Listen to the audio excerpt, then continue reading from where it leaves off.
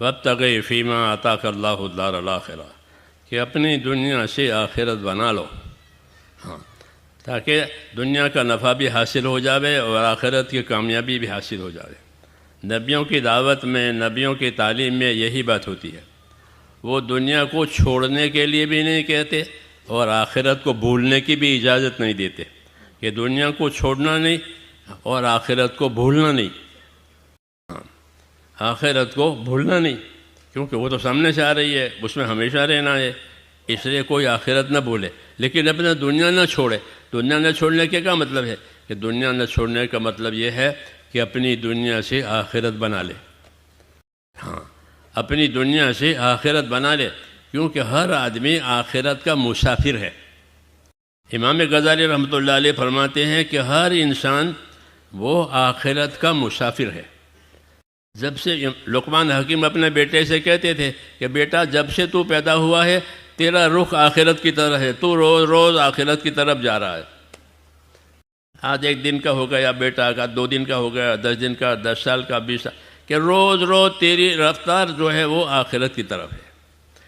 وہی بات وہ فرما رہے کہ ہر آدمی آخرت کا مسافر ہے، اس کی رفتار آخرت کی طرف ہے، وہ چلنا آخرت طرف۔ جب وہ آخرت کی طرف جا رہا ہے تو اپنی آخرت کو بناوے، ہاں، اپنی آخرت کو اجاڑ دے گا تو وہاں جا کر کیا ملے گا؟ اس کو اجڑی ہوئی آخرت ملے گی۔ تو کہا اپنی آخرت کو نہ اجاڑے، اور آخرت کو اجاڑنے، آخرت کو آباد کرنے کے لیے، کہ آخرت کو آباد کرنے کے لیے ہی اللہ نے دنیا کو بنایا ہے اور اس کا سامان دیا ہے کہ دنیا سے آخرت کیسی بنے گی۔ تو دنیا سے آخرت بنانے کے لیے پہلا کام ہے ایمان لانا، کہ ایمان کے بغیر آخرت نہیں بنے گی، یہ پہلی بات ہے۔ اس لیے ہر نبی نے لوگوں کو ایمان کی دعوت دی ہے اور لوگوں کو بتایا ہے لا الہ الا اللہ، یہ ایمان کا کلمہ ہے، اللہ سے تعلق کا کلمہ ہے، آخرت بنانے کا کلمہ ہے، کہ اللہ کے سوا کوئی عبادت کے لائق نہیں ہے۔ اللہ کی عبادت کی جائے گی، اللہ ضرورتیں پوری کریں گی، اللہ حالات لاوے گا، اللہ حالات بدلے گا، سب کچھ اللہ کے ہاتھ میں ہے۔ پوری کائنات کا اللہ اکیلا مالک ہے، خالق و کل شیء۔ کہ اللہ کون ہے؟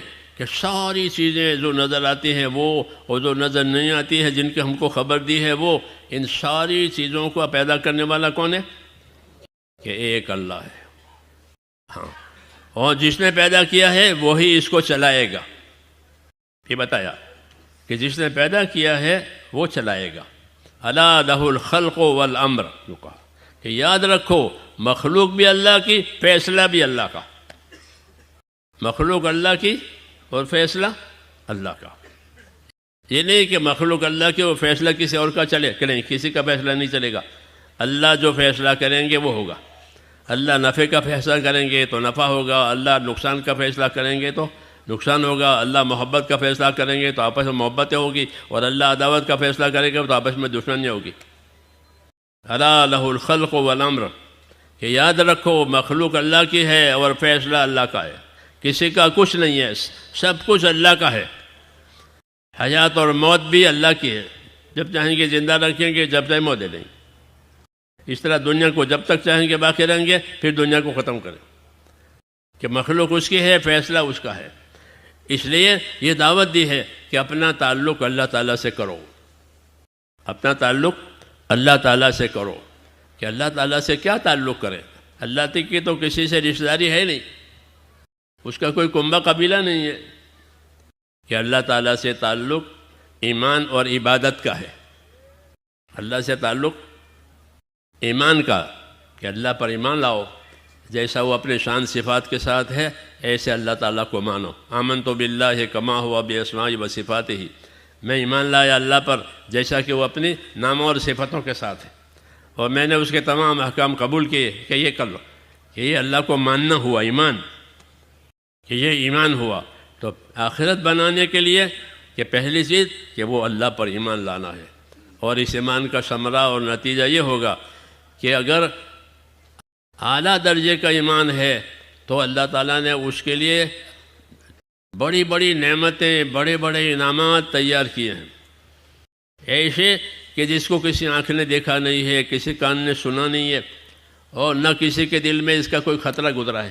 ایسی انعامات اللہ تعالیٰ نے ان کے لیے تیار کیے ہیں جو ایمان والے ہیں، اور ایمان ان کے پاس اعلیٰ درجے کا ہے۔ اور اگر ادنا درجے کا بھی ایمان ہے تو اللہ تعالیٰ ادنا درجے کے ایمان والے کو بھی اس دنیا سے 10 گنا بڑی جنت ہمیشہ کے لیے دیں گے، ہمیشہ کے لیے دیں گے، دنیا سے 10 گوڑی بنی جنت۔ اور وہ اپنی جنت کو اس طرح دیکھے گا جیسا یہ کسی ملک کا مالک اپنے ملک کو دیکھتا ہے کہ یہ ہمارا ملک ہے، ایسے کہ یہ کس بنا پر ملے گا کہ یہ اس کو ایمان کی بنا پر ملے گا۔ اس لیے ہم کو حکم ہے کہ اپنے ایمان کو تازہ کرو، اپنے ایمان کو کہ تازہ کرو۔ ایمان پرانا ہو جاتا ہے، ایمان پھٹ جاتا ہے جیسا کپڑا پھٹ جاتا ہے۔ کہ جددوا ایمانکم، اپنے ایمان کو تازہ کرو۔ کہ اپنے ایمان کو تازہ کرنے کا کیا طریقہ ہے کہ لا الہ الا اللہ کثرت سے پڑھا کرو، لا الہ الا اللہ کثرت سے پڑھا کرو۔